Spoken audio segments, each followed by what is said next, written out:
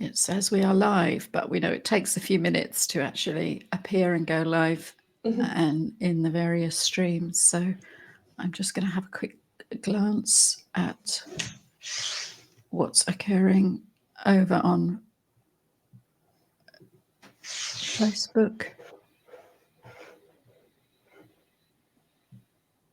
Okay, it's saying that we're having some issues streaming to the Facebook page. Check Facebook and make sure it looks okay. We're definitely live in the group, so that's the most important thing. And it could be that we've got a significant delay on it, though, so we'll have to make sure we're aware of that when we're looking at questions. But I think for the sake of the people already joining us, we should get started. So thank you, everybody who's watching us live today, and everybody who's joining us later in the replay. It's great to have your attention on this Tuesday afternoon, Tuesday lunchtime. This is streaming live in Remote Work Spain, Remote Work Europe on Facebook and LinkedIn. And we're delighted to be joined today by Catherine Rodriguez, who is the immigration lawyer from our partners at Entitlements. And the hot topic that we're going to be looking at today, I know there's been a lot of interest and demand in this subject, is Spain's Digital Nomad Visa. So there was a great deal of excitement about this a year or so ago when we were all poised, waiting for it to finally be released in its final glory. We did a session with Louis from Entitlements back then, just around New Year, because it was also brand new. But at that point, it was theoretical. We didn't know exactly how it was going to pan out, what people were going to experience when they started to apply for it. Now we've got that under our belt after a year. So I'm going to hand over to Catherine to tell us how it's been going. Has it been a success? I'll let you be the judge of that. Catherine, tell us all about it. Hello, Maya. Thank you for the space. The Digital Nomad Visa, let's say, is still in progress to be a success. It will end up being a very great visa. It already has the space to be an amazing visa. But just like everything new, it still has its kinks that the system is working out, which means we're still working out with it. The good thing is they are being very fast with this visa about the problems that we have encountered compared to different visas that takes time. For example, we have the Beckham's Law, which was not thought out completely for all of the aspects of this visa. But with the new government, if they have said that it's going to be a priority, so fingers crossed that is an actual complete full priority. So as I said, is it a success? I'll say more along it's going to be a success. Fair enough. Okay. And we do know that the government's been kind of preoccupied this year with various things going on politically and internationally and so on. So maybe we forgive them for some of that. So let's not just forgive them too much. Okay. Yeah, no, fair enough. We'll keep the pressure on because we know how important it is to remote workers and digital nomads. We want people to come to Spain, bring their work, bring their families, bring their money, bring their business and their culture. So yeah, we want to try and help people do that. That's what we're all about here at Remote Work Europe. Perfect. So shall I give you your slides, Catherine? Oh, sure. Perfect. That would be great. Let's go. There we are. Okay, so everyone, as I said, I am Catherine, as she said, sorry, I am Catherine Rodriguez. I am the immigration lawyer with Entitlements, and we have been working with the Digital Nomad Visa since before it started. Let's talk a little bit about how it came to be. It was first introduced in 2021 as an idea. Because of the pandemic, they started to see that there were no forms of working with the pandemic here in Spain here. Then suddenly everybody realized, oh, you can actually work from home and the world won't stop. There is still a way we can do that. So they decided at the end of this, the politics are very good at seeing where they get ideas to get new income into Spain. They look to countries around them, and the Digital Nomad Visa has been working around the world for a while. So they decided to adapt it here in Spain. This type of visa is exactly for that, for you to be a digital nomad. It allows you to work professionally from Spain while still having ties to your original company, and it allows you to move throughout Spain. So once you're here in Spain, it's not that you have to stay in one place. You can move around Spain. There's a little bit of a caveats to that at the beginning, but you can just enjoy the Spanish life while here. And it gives great benefits both for individuals and, of course, to the Spanish economy. Let's start with what the benefits are for the digital nomad visa. The first thing we have, as I said, is work flexibility. At the end of this, you're working from another country. You can work from anywhere in that country that you wish. You also have access to the Spanish quality of life, which is a very good quality of life. We're talking that if there's something that Spanish know how to do is have a balance between work and your actual life. They do believe that you work to live, not that you live for working. You also keep your connections to the international community while also making connections here to the other international communities. As most of you have probably already know, there are a lot of groups of international communities here in Spain. You can find pretty much any one of it. So it's also a good way to start networking. And you get to explore and enjoy Spain, specifically the food. I cannot recommend it enough. The food in Spain is great. Let's get into who can benefit from this visa. We have two types. First, we have the employed workers and the self-employed workers. The self-employed workers, you're going to hear this word a lot, is autónomos here in Spain. So if you're a self-employed worker and you hear autónomo, that information is for you. So employed workers are people who still work for a specific company abroad. So basically they have a contract with that company, and you're authorized to work remotely from Spain by that company. Now, the autónomos or self-employed workers are people who provide services to clients from all over the world, including Spain, but this is very, very, very important. Your Spanish income cannot exceed more than 20% of your total income. Please do remember that. We'll get into how this gets proven and what the issues are into it a little bit later, but very important for autonomous to remember, no more than this number, 20%. Now, what documents are required to process the file successfully? First, you're going to need the MIT application form. This is just your basic form that was created by the government. You just give your basic information. If you're going to be bringing your family members with you, you also need the MIF form. This information is going to have the principal, meaning the MIT forms, applicants, information, and the family members. Contrary to other visas, with the Digital Nomad Visa, you can bring your family from the beginning, and your family can also apply while here in Spain. There are other visas who don't do this, but this one does. Okay. You're going to need a valid passport that has validity for at least 1 more year, a criminal record certificate for the countries that you've been a resident for the past 2 years, and it cannot be over 6 months since you have gotten that one, and it's apostilled. That is very important, no older than 6 months. You're also going to need a letter stating that you don't have any criminal record in any other place for the last 5 years. But that is just a simple letter. Entitlements, for example, already has models of this that we can just go through them.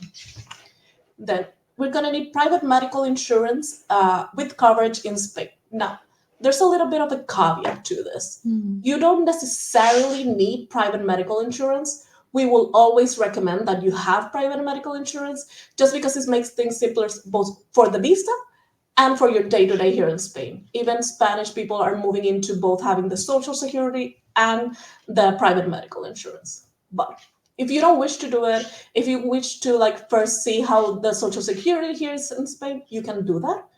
If I'll go into details of it later, but if you're going to do that as an employed worker, your company needs to register here in Spain just for Social Security purposes, not for tax purposes. And if you're self-employed, you would need to register as an autónomo once your visa is approved. The proof of payment of the administrative fee, this one is the 790,038. It is under 76 euros. Basically, this is just a fee that you pay the Spanish government so that they can look for your application. It sometimes can be a little bit of a difficulty paying it for yourself because if you don't have a NIA number yet. So usually under Trámites, what we do, it is also a service that we provide with our visa that we add that to your fee and we pay that for you. It has no extra charge. It's just part of our services. We also need document of accreditation of your professional competence. First, we're going to need a CV, curriculum, resume, however you wish to call it. Basically, this is just a paperwork that you would also give to someone if you're going to be interviewing for a job. Again, it's just that simple document, doesn't need to be a big of a deal, but we also have models to help you out with that. You're going to need a university degree or 3 years of professional experience. Now, the university degree, as I'll get a little bit more into it later, has to have directly related to what you're working. And if you're 3 years, you're going to prove 3 years of professional experience. Very important to know. They used to accept what was considered letters of recommendation. They don't do that anymore. So now we need to provide them with contracts from the company, with invoices, with paperwork that proves official documentation that proves that you have been working on that for at least 3 years. And proof of funds. I'm going to get a little bit more into that one later. I know I'm saying this a lot. It's just to give you time to start writing if you wish. But we'll go through the funds, what the funds would be. Very important also to note, your employment contract, if it doesn't cover the fund for a year, meaning at the end of a year you won't have an income of 30,000, you can also provide funds with or supplement them with bank statements of savings. So it does not need to be covered by your employment contract necessarily. So talking about the employment contract, that's another document that we need, and the letter of authorization from the company. Very important that this letter has a few key things. First, it authorizes you to work remotely. If it can save from Spain, the better. It tells what your income is, both in what the money that they pay you, meaning the country of origin, and in euros. And it has your functions and the time that you've been with them. If you've been 3 months, 3 years, 10 years. But it's very important that it has at least this information. Okay. We're going to need the certificate of good standing or the certificate of incorporation of the company that you work for. And we're going to need the certificate of coverage. If you're from the UK, it's called the A1. If you don't have a certificate of coverage, right now they're only accepting from Russia and from the UK, then we would need to make another step, which is basically to register the company into the Social Security system here in Spain. And the last documents, the 3 most recent payslips. What qualifies me for being a digital nomad visa? Now, these are the meat of it all. First, 3 years of work experience in the field or hold a professional degree. As I said, it has to be related to the job position. They are a little bit lenient on this, meaning if you study accounting and you're working as administrative, they're good with that. But if you study law, for example, and now you suddenly want to be a teacher in English, that they won't accept as much. So I would need to prove 3 years of professional experience. Okay, you have to be working for the company for at least 3 months, and that company has to have activity for at least 1 year. We prove this with the certificate of good standing. This is why this document is asked for. And they also have to be willing to provide you the letter of authorization that we talked about. Your company needs to be located outside of Spain. And as I said, you cannot earn more than 20% of your total earnings from it. Now, the income that you need to prove, 30,240. Be advised, this is going to change starting the new year because it does change every year, but it doesn't change by a lot. It's basically takes into consideration how much they think that someone needs to be lived in Spain. For this one, for example, they make a 200% of it. So it's going to be changing, but not by that much. It is usually doable. If you take relatives with you, for the first relative, you're going to have to prove 150% more. I'm going to be giving you exact numbers in a little moment. And for each family member after that, you have to provide 25% more. You have to have a clean criminal record, the private health insurance if you're not going to do the registration. Now, where would you request this visa? There are 2 ways to do it. You can do it from inside of Spain or from outside of Spain. From inside of Spain, you have 2 steps. From outside, you have 3. So let's get into that. Both steps start with the same thing. You make the requisite that you ask for at the UG. That's where you make your application. Not at immigration, but Unidad de Grandes Empresas. They only accept online applications. Contrary to immigration, where you can go there, get an appointment, and do it, this one doesn't. Only accepts online applications. So this is usually where lawyers come in, because what's also, you need to have a digital certificate or a clave to actually be able to apply. We always recommend to do this with lawyers, at least this first step, because it is a very important step. You need as much information, as much help as you do. So I always recommend, even if you don't go with us, which, to be honest, I feel you should go with us, but even if you don't, please seek legal advice. Now, as I said, this first step is the same for both. You make the application online, and they have 20 working days to give you an answer.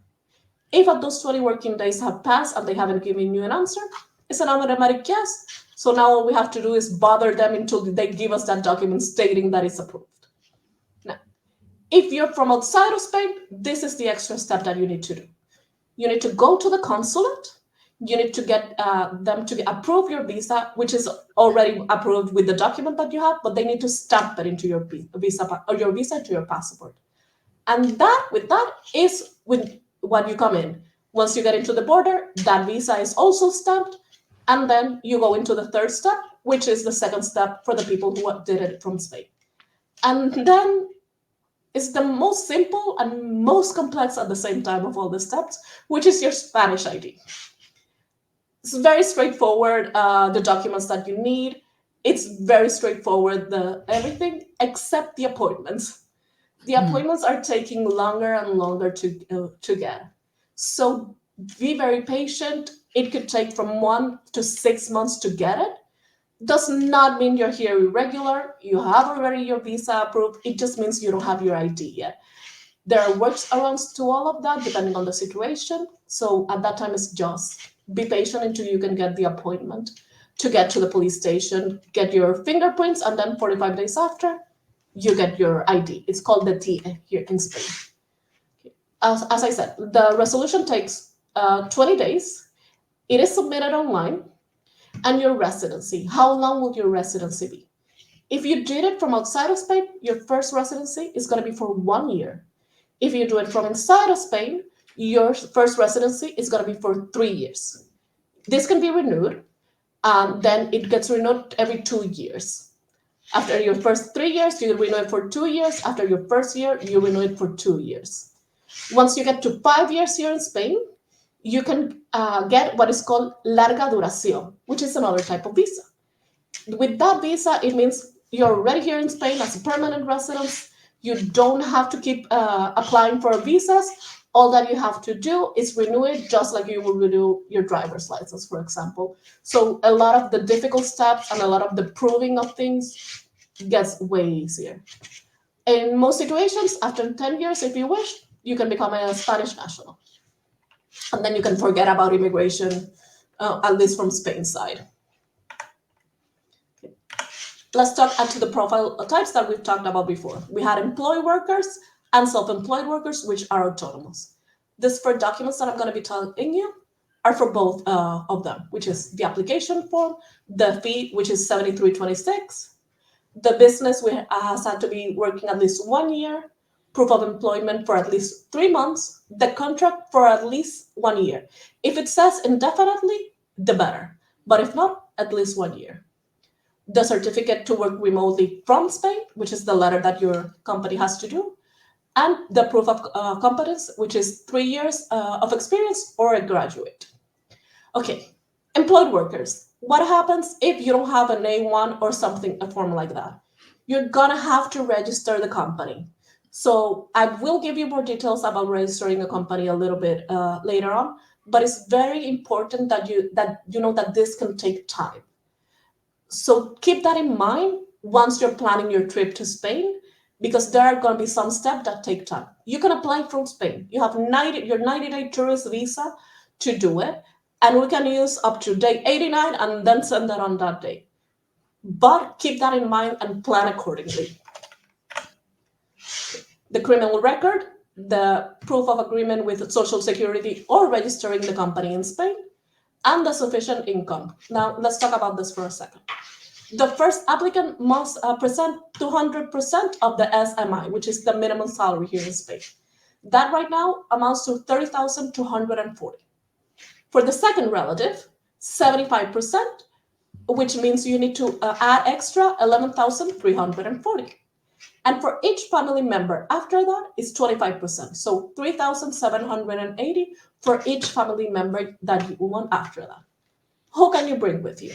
You can bring your spouse, and you can bring your partner. You don't have to be married. If you can prove that you're partners, be that because you have children together, because you can prove that you've been together at least a year, or because you have registered the partnership, you can bring them. You can bring children. You can also bring parents if they are dependent on you economically. Now, the medical insurance we've talked about, it needs to cover all of Spain, and you cannot be irregular while in Spain. So this is also very important to take into consideration for the 90 days. If you're here as a tourist, you have 90 days. If we apply on day 91, it won't be approved because you're considered irregular here in Spain. If you're being here as a student, for example, and you can prove that you've been working 30 hours a week because you can do that right now as a student here in Spain, you can still apply for the digital nomad visa from Spain because you're regular and you can prove that you've been working at least 3 months with the company. So you don't have to be a full-time employee before that. All you need to prove is that you work 3 months. But very important, do not let the time lapse and so that you become irregular here in Spain. So for autonomous, self-employed workers, the same application, the same fee, this income cannot exceed the 20%. And let's talk about that here, because you don't need to prove that to the UG. Basically, what you're not going to need to prove is that you have a contract with at least one company from outside of Spain. It has to be a company. It cannot be a person. It has to be at least one company. So you don't really need to prove a negative, which is that you don't have income from Spain. But you still will need to give that information every year to the Agencia Tributaria, the tributary agency. So they will realize sooner or later if you're making more than 20% from Spanish companies. If you do that, they can definitely take away your visa and they can tell you that you have 15 days to leave Spain. If you see that you're about to get into that 20%, there are ways that we can change your visa. So we can move you into an entrepreneurship visa, into a normal working for yourself visa. So you still have options. So you don't have to let go of that income, but you need to do it with time so that we can move you on from that visa. Because again, they will find out. The tributary agency sooner or later does find out where we keep our money. If there's one thing that they're good at and efficient at, which is not something you hear a lot from Spain, is that. Oh, yeah. Now, independent professional relationship with clients. Remember, when I'm talking about clients, I'm talking about companies because it does have to be a company at this moment. 3 months. And prove the professional's relationship with those. The same 3 years of experience or a graduate or postgraduate and the criminal record. Now, as you're an autonomo, you have to register as a self-employed here. The first month, the first year, you're going to have to pay 86. This is specifically about the reta. There are other taxes that you have to pay. But for you to have the pleasure of working in Spain, you have to pay the Spanish government as an autonomo. The first year is going to be 86 euros. After that, it's going to start at 200 and something, end up at around 700, depending on your income. You don't have to register before your visa gets approved. All you do is a paperwork that we in entitlements also have a model for it that basically states when the visa is approved, I will register at RETA, which is what it's called. It's a special regiment for self-employed workers.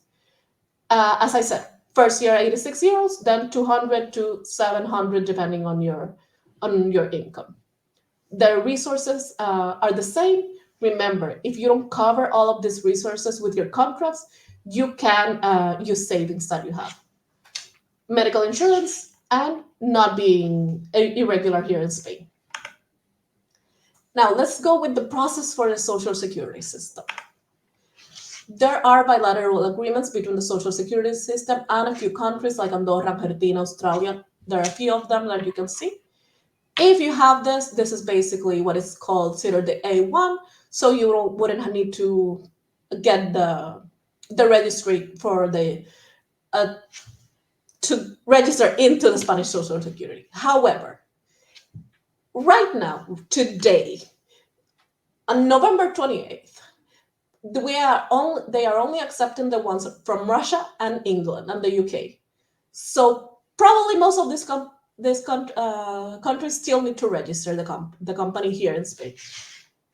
The registration is not for tax purposes. The company won't suddenly need to pay taxes in Spain. It's just for social security purpose because the company has to pay your social security here in Spain. The social security is, give me a second and I will give you guys some numbers that I have here. I've just dropped a link in the comments to an article about the autonomous payments, and that includes a link to an interview we did with Louis from Entitlements earlier in the year. So that's got some tables as well, so you know what you have to pay in your first year. But again, this can all be subject to change in January when they change the minimum wage. So as Catherine pointed out, these numbers are not set in stone. They'll give you a general idea though. Exactly.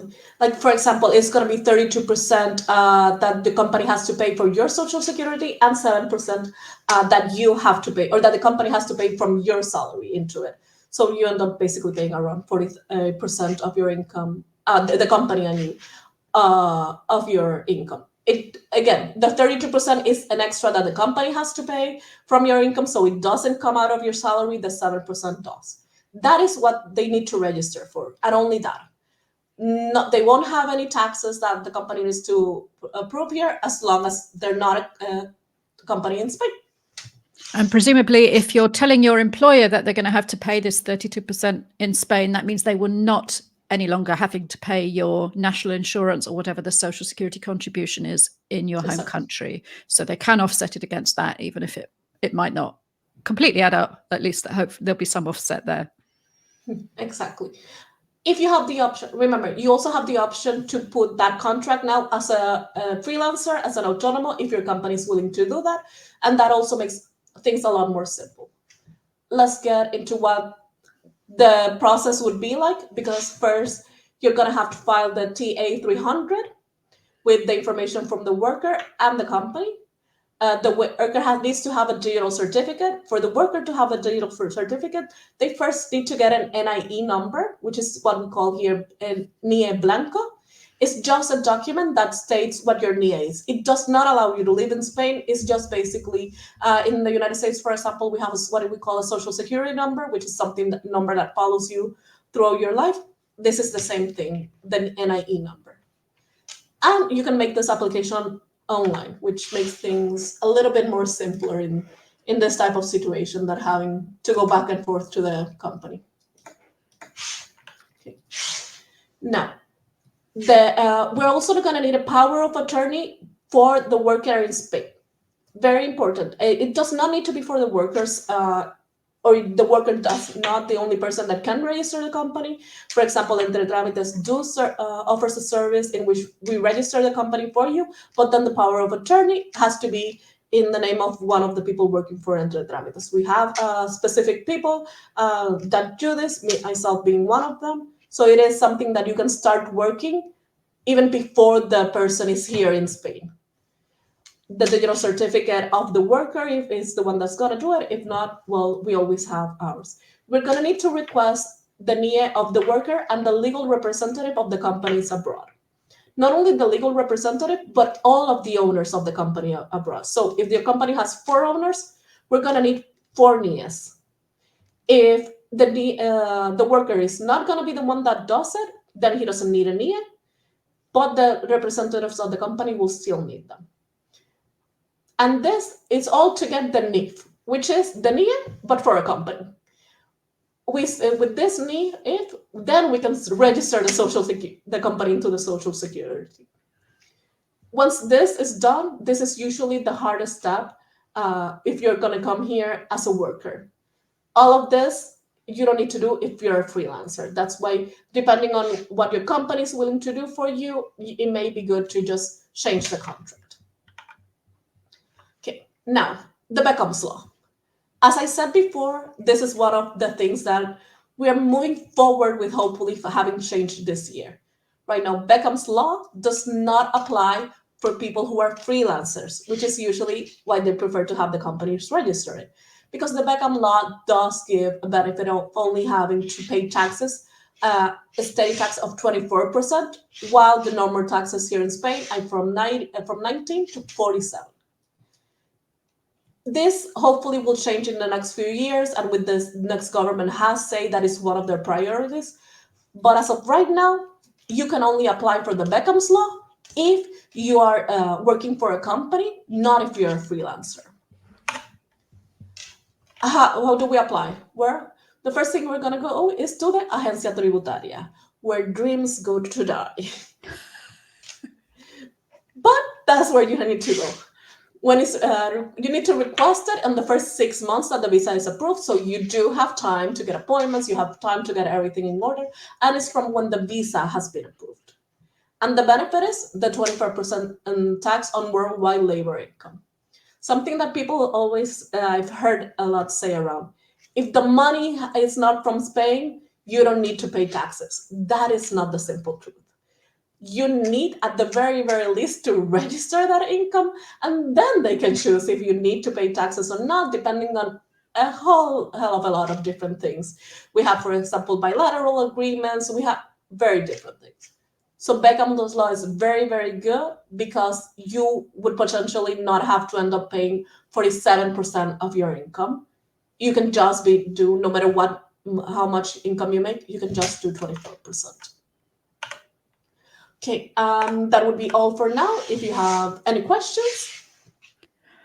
We haven't had many coming through, but I did receive some questions in advance of this. And there's one thing that I know that we've had come up in the group more than once as well. That distinction between the route for employees and freelancers is great. But what if you are a company director of the company in the UK or wherever else, and you want to work remotely from Spain for a company which you are a director of? So you don't necessarily receive a payslip and a salary. You might be taking dividend income. What's the approach then, and which of those routes would you go down? The routes will depend exactly on that. If you have payslips or invoices, because we have had success with both. If you have payslips, then we will go through the self-employed, which makes things a lot easier if you're the owner of the company, because you can just register your company. But if what you have are invoices, it is easier to go as an autonomo, but then you have the problem that you cannot apply for Beckham's Law. Right. Okay. And of course, you might then have the problem of creating a permanent establishment in Spain for your business entity if you are a director. Exactly. But I know entitlements can deal with all of that, but these are just the things that you might be creating difficulties for yourself further down the line, I suppose, that people might not be aware of. You can always change the visa, so it's not a visa. You can change it while you're here. So if you decide, this is some visa that people used to use the non-lucrative visa before just to fill out Spain. Now you can use the Digital Nomad Visa. And then after that, you can decide if you can go to an entrepreneurship visa, or if you can do for just a visa to create your own company here. This sound like the same type of visas, but they're not. So you have options then later on that you can move forward, but it's very important that you don't stay in that visa if you plan to do more than 20% of your income here. Right. Okay. Yeah. I mean, I know it's certainly been an issue, dare I say it, from some of my compatriots since that B word happened a few years ago. We won't go in the politics of it, but the difficulty of getting any kind of employment visa in Spain, obviously that escalated big time then.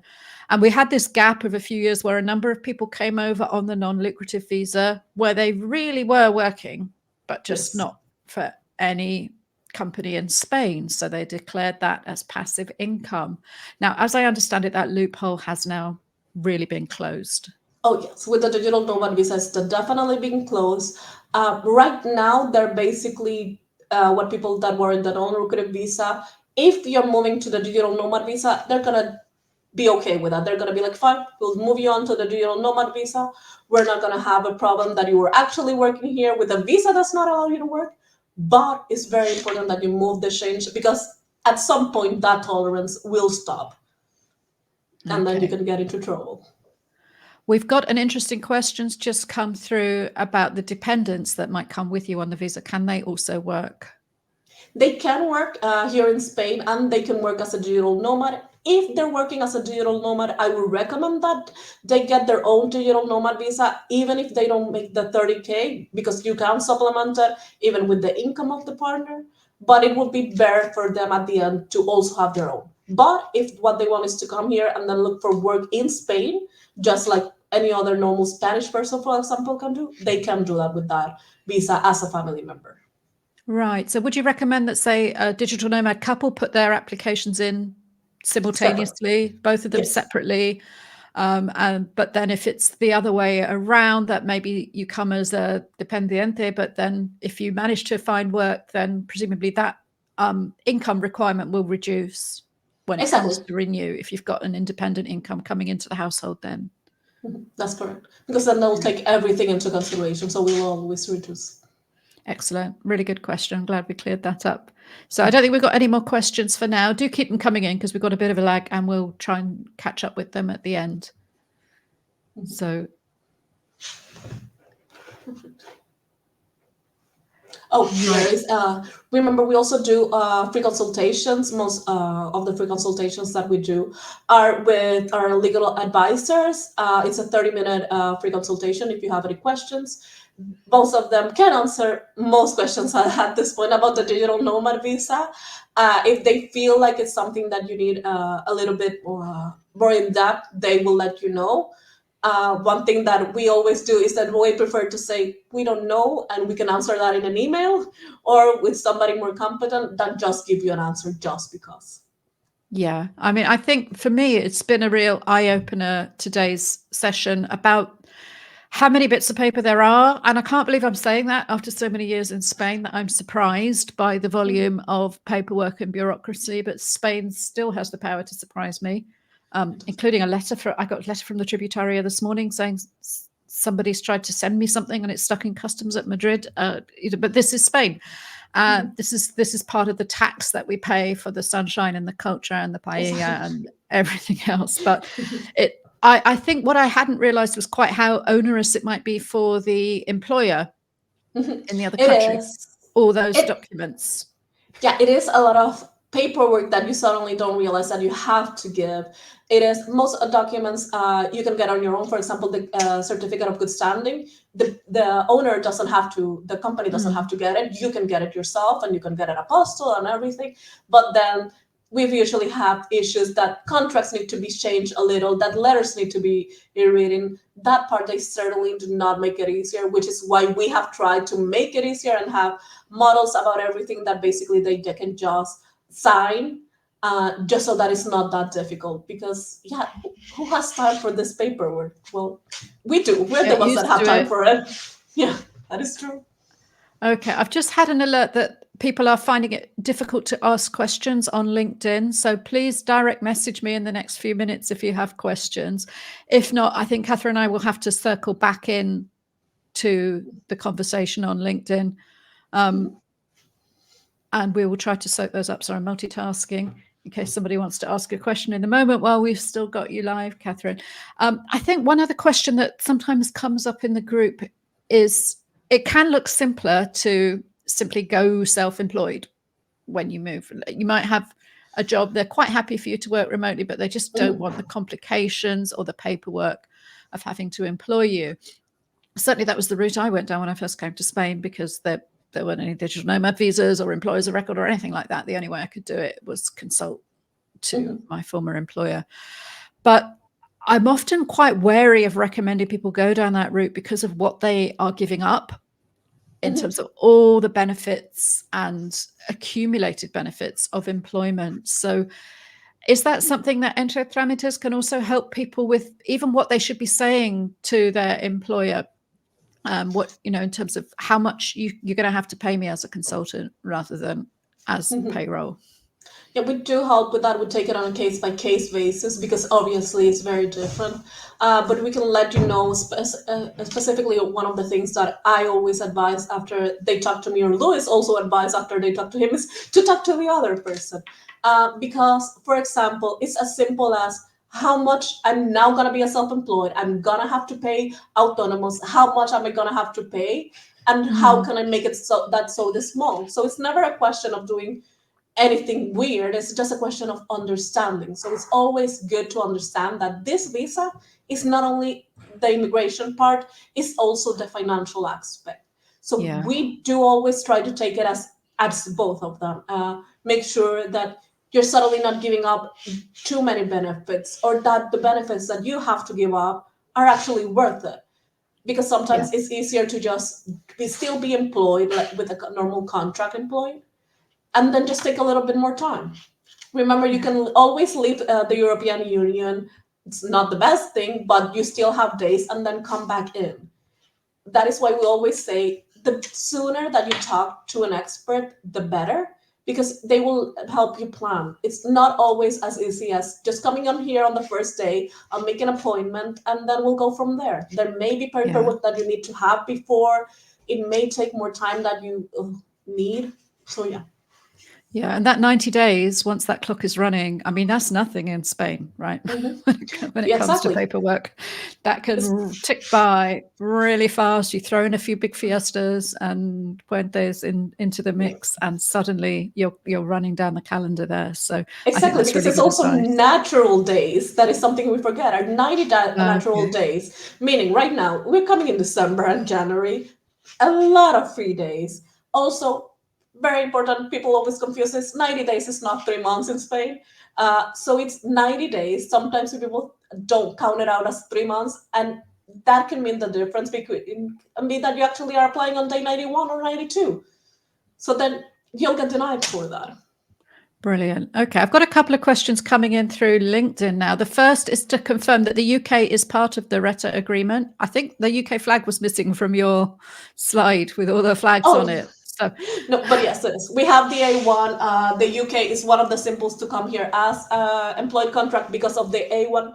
Well, the A1 right now is difficult to get because the time you have to wait. I think last we checked, it was taking around 18 weeks. So also something to keep in mind, that is taking mhm. 18 weeks, and we need to have that approved. We have tried with sending them information that's already in process, with letters from companies stating that, and no, we need the A1 approved. That's the only thing they're accepting. But yes, it is part of it. And it's definitely once you have the A1s, one of the more simpler ways to go. Brilliant. Okay. And if you're a freelancer, you mentioned about having to have that proof of income and having contracts with your clients. But I think if I understand this question correctly, and also mixing it in with other questions I know have come up in the community, some of us, and I'll put myself in this category as freelancers, operate a wide range of contracts. There might be some long-term retainers, which last for a year. Mhm. There might be a one-off gig. There might be a day rate here. How do you combine all of that to show that continuity that they're seeking for this? For How can you show the that? it divides we divide it into two sections. For the section of proving that you have a contract with the company, we just pick one company, the one that you get the most income from, and that is the one that we officially apply with. And then for Right. the proof of the 30K, then we start adding the other contracts and letting them know where it is in your bank statement that is coming in. But and then we can use clients, normal clients, not companies. But Right. we need at least that one major contract with a company. So it's what I always advise people in freelance coaching, then diversify, make sure that you've got more than one source of income, but more than one type of income if you possibly can as well. Make sure you've Exactly. got those lasting relationships who really keep the lights on for you. That's really important. I'm going to post the link again in the comments to book the free consultation with Entitlements. You'll see there that there's two calendars, one to book for tax advice and accounting, and another Mhm. to book for immigration. But as Catherine said, once you're into that relationship, they all work very closely together. I know they're a really Understood. strong team with a lot of overlap in expertise, but also very clear who they need to work with internally. So if it's a case of you're trying to figure out the visa, but then you're wondering what structure to look at for the tax, the back end law, or should you register autonomo or whatever, then they'll make sure that you get the advice internally there. The main thing is to get that free consultation booked in. Exactly. So do use these links, and I'll make sure I put that into LinkedIn as well, because it seems that there's something going wrong with the comments over in LinkedIn. So for everybody watching and listening there, then please feel free to DM or jump into the Remote Work Europe Facebook community and raise your comments there. I'll see if I can figure out retrospectively what's gone on. But Catherine and I are both on LinkedIn. We'll take a look at the event afterwards and try to figure out the answers to your questions. Because the one thing I know since I've been a client with entitlements is if I don't know the answer, I know someone who does. They will sort you out and look after you. So this is just a fact of life in Spain. I mean, I did most of my own accounts when I was in the UK. It wasn't a problem. I did my self-assessment and everything else. But there are a lot of things that once you relocate to Spain, it simply makes sense to outsource, and it costs you a lot more in the long run if you screw it up to have made a mistake yourself compared to what it would cost to outsource it to somebody who knows what they're doing. It's the same when it comes to servicing my car or cleaning my house or certain types of international cuisine. I'd just rather pay an expert, and it would taste a lot better at the end of the day. So we really appreciate the way that Entitlements partners with us here at Remote Work Europe and comes in and gives this kind of really useful insight and experience from someone who's actually been there doing it. I think a year ago, we were all wondering how this visa was going to shake out. Catherine has been successfully getting people here to live in Spain, bringing their work, bringing their business, bringing their families, and building a new life, which I think is the most amazing work to be doing. So we're really grateful for the support you provide for our community. Catherine, thanks so much for all that you do. Thank you. Thank you for this time, because it is very important. And there's a lot of misinformation out there. So it's always good to have a place where you know that you can at least get relevant information. Bye for now, everyone, and thanks for your time. Bye.